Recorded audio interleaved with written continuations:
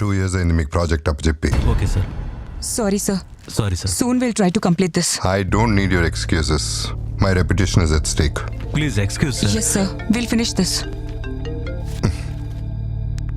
I'll give you 3 months time. Thank you sir. If Okay, you sir. don't complete it by then, I don't need your service. Thank you very much sir. Thanks a lot, sir. Hello? Hello, is this mister Tilakaditya? Yeah? Priya మీ కూతురేనా? Hello, Yes? నేను hospital నుంచి మాట్లాడుతున్నాను సార్. మీ అమ్మాయి ప్రియాకి accident అయింది సార్. ఇప్పుడే ఎమర్జెన్సీ వార్డుకి తీసుకెళ్తున్నాం. What?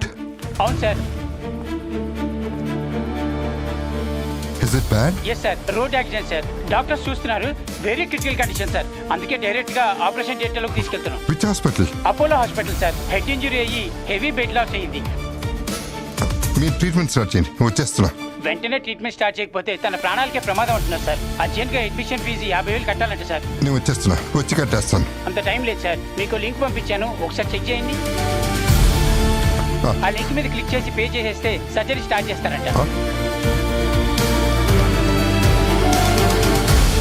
పంపించేశాను. ఓకే సార్, మీకోసం హాస్పిటల్ దగ్గర వెయిట్ చేస్తూ ఉంటాం.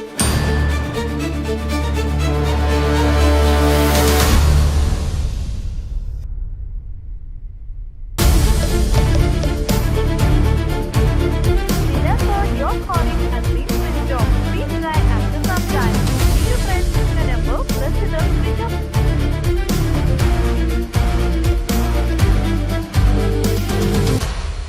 Hi dad. హాయ్ మా, ఎక్కడున్నావు? కాలేజీలోనే ఉన్నాను డాడీ. ఏమైంది డాడ్? ఓకే మా.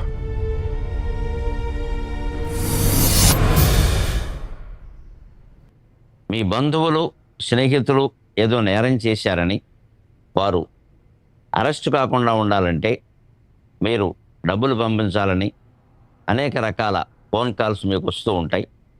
అంతేకాదు మీకు దగ్గర వారెవరో ప్రమాదానికి గురయ్యారని వెంటనే డబ్బులు పంపమని ఫోన్ కాల్ చేయడం కానీ సందేశం పంపడం కానీ చేస్తారు. ఇలాంటివి నమ్మి ఎట్టి పరిస్థితుల్లోనూ డబ్బులు బదిలీ చేయవద్దు. అలా వచ్చేటువంటి కాల్స్ని మెసేజ్ల్లో వాస్తవాన్ని నిర్ధారించుకుని మాత్రమే స్పందించవలసిందిగా విజ్ఞప్తి. అనుకోనిది ఏదైనా జరిగితే ఫిర్యాదు చేయవలసి వస్తే 1930, మళ్ళీ చెబుతున్నాను, 1930 నెంబర్కి కాల్ చేసి ఫిర్యాదు చేయండి. లేదా సమీపంలో ఉన్న పోలీస్ స్టేషన్, ప్రత్యేకించి సైబర్ క్రైమ్ స్టేషన్లో ఫిర్యాదు చేయొచ్చు. అంతేకాకుండా మీ బ్యాంకు వారికి సమాచారం ఇవ్వడం మర్చిపోకండి. సెలవు.